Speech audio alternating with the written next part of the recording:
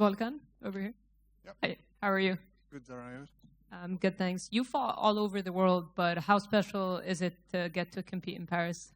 Yeah, Paris is a great place for me because it's like next to home. I'm gonna have a lot of family coming, a lot of friends are here already, so it's actually really good. You know, it gives me a lot of motivation, and this is the thing that gives me a lot of proud. You know, like to make me proud to fight in front of them, and to be able to give them some nice fights, some good pleasure, and to enjoy the night after with them. And you were scheduled to fight Azamat. You and I always talk about this. You're always willing to fight anybody. You never turn down anyone. So maybe this is a silly question, but when they came to you with a newcomer in Bogdan, was it a very quick yes from you? Yeah, definitely. But at the time, my manager actually held on to me that the guy was injured, you know. So for a few days until they found out a replacement, he just kept it quiet. And it was actually good, so I kept on focusing on my training camp. I don't have to think about whatever else in my mind.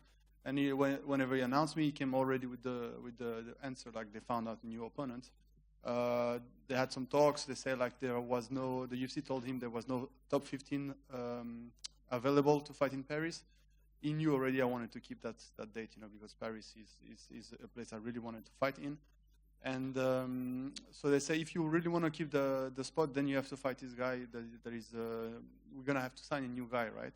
So for me, it was a quick yes anyway, because it's gonna be all about me. You know, it's gonna be my fight, my night. You know, I don't really care who's in front of me. Were you familiar with him? Did you know who he was when? No, I did not. You know, he fought in some many fights definitely, but in some local promotion. So then I didn't know about him. Did you get a chance to watch his fights, and what do you think of him? Yeah, definitely. The thing is, like, you don't really know, because he fought lower tier fighters, in a lower competition, in the local scene. So it's actually hard to guess, right? Because he's killing them. You know, it's easy.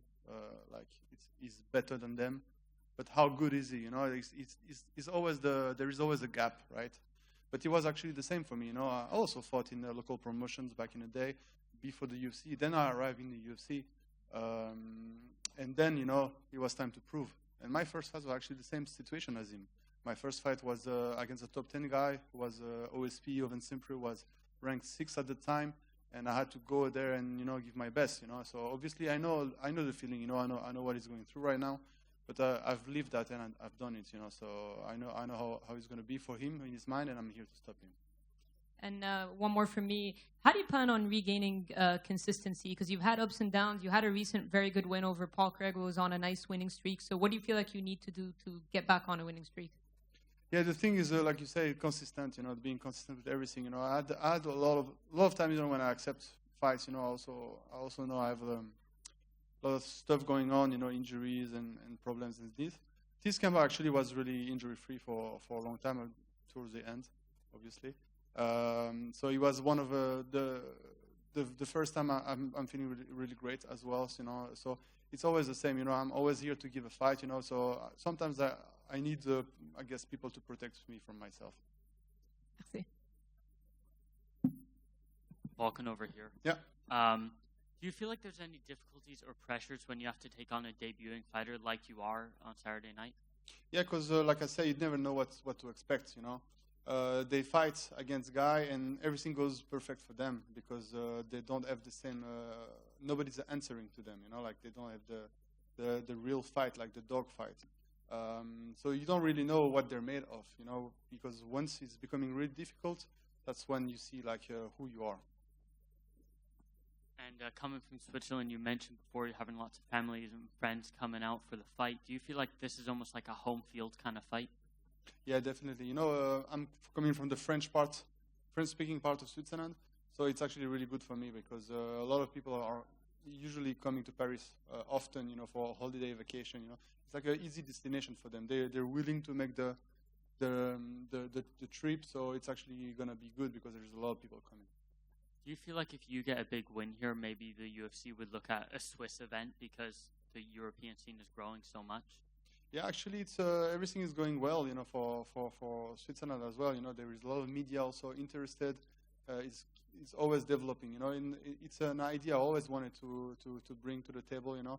Obviously, you know, we need to have some good fighters as well. Now we have Ange as well fighting tomorrow. There is Stephanie Egger, that is also a Swiss fighter, and there is also many more that could be fighting in the UFC. So definitely something will be done in the future. And last one from me. In April, you called out Alex Pereira when he announced he was moving up. Is that a fight you would still like to chase? And I'm wondering, what did you think of his 205 debut? I mean, he fought a former champion. He won, so, there is no denying, he's a great fighter, of course, because he keep on stacking the victories, and all the stuff he's done for that short amount of time was actually great. Yeah, I'm always willing to take on anybody, especially, we learned that Alex Pereira was coming up to the division, and nobody was. I'm not a vocal person, right? I don't text and I don't tweet like crazy. But everybody was silent, definitely. So for me, it was definitely an opportunity, because I really don't care. I'm here to win, to get the belt, and there is like shortcuts, to get the weight. So definitely a win against Pereira will bring me really close to the will be next for a title shot.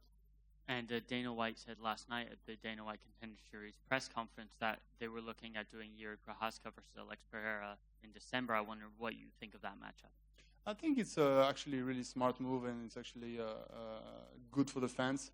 There is a history between them, with Glover, Jiri beating Glover, and him, coming up now, taking revenge on, it's actually really a good scenario. So I think it's a smart matchup, and it's good because let's face it, Pereira is at the top of the division, and he's there for a reason. So why not make the fight right now?